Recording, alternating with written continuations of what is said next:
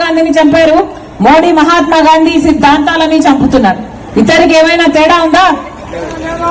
అసలు కాంగ్రెస్ పార్టీ ప్రవేశపెట్టిన ఉపాధి హామీ పథకానికి, ఇప్పుడు బీజేపీ పార్టీ తెస్తున్న కొత్త ఉపాధి హామీ పథకానికి నక్కకో నాగలోకానికి ఉన్నంత తేడా ఉంది. ఇంతకుముందు ఉపాధి హామీ పథకము అంటే ఎలా ఉండేది?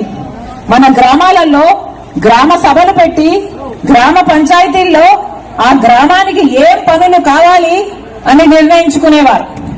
మనకు రోడ్లు కావాలనా, బాయి కావాలనా, లేక చేనులో పని చేయాలనా, లేక పూడికలు తీయాలనా, ఏ పని కావాలి అన్నది గ్రామ సభలు పెట్టి గ్రామాల్లో నిర్ణయిస్తే ఉపాధి హామీ పని అన్నది దానికోసం వాడుకునేవారు. దానికోసం ఉపాధి కల్పించి దానికోసం వేతనాలు ఇచ్చేవారు.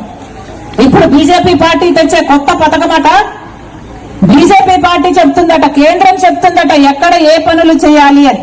ఇక గ్రామంలో గ్రామ సభ్యులు నిర్ణయించరు. గ్రామం కోసం, గ్రామ అభివృద్ధి కోసం ఈ ఉపాధి హామీ పథకాన్ని వాడరట. అంటే పక్కన ఎక్కడో ఒక ప్రాజెక్టు లేక ఒక రోడ్డు పనో జరిగితే ఆ కాంట్రాక్టర్ కింద ఉపాధి హామీ పనిని అప్పచెప్తే వీళ్ళందరూ వెళ్లి దాని కింద పని చేయాలట. అంటే ఆఖరికి ఇది ఎలా అయిపోతుంది అంటే ఆ కాంట్రాక్టర్ కు లేబర్ సప్లై చేసే యంత్రాంగంగా గ్రామాలు మారిపోతాయి. ఇదేనా మనకు కావాల్సింది? ఆలోచన చేయండి. ఎక్కడ చూసినా ఇప్పుడు బీజేపీ పార్టీ పోస్టర్లు పెడుతుంది. కాంగ్రెస్ పార్టీ 100 రోజులే ఇచ్చింది ఉపాధి హామీకి, మేము 125 రోజులు ఇస్తాము అని. చూసారా అన్నా? ఎక్కడైనా చూసారా? పోస్టర్లు పెడుతున్నారు, పెద్ద పెద్ద హోర్డింగ్లు కూడా పెడుతున్నారు. ఇప్పుడు కోట్లు ఖర్చు పెడుతున్నారు దానికోసం. 200 కోట్లు ఆల్రెడీ విడుదలయ్యిందంట. కాంగ్రెస్ పార్టీ 100 రోజులు ఇస్తుంది, మేము 125 రోజులు ఇస్తాము అని. అయ్యా, మేము సూటిగా ప్రశ్నిస్తున్నాము.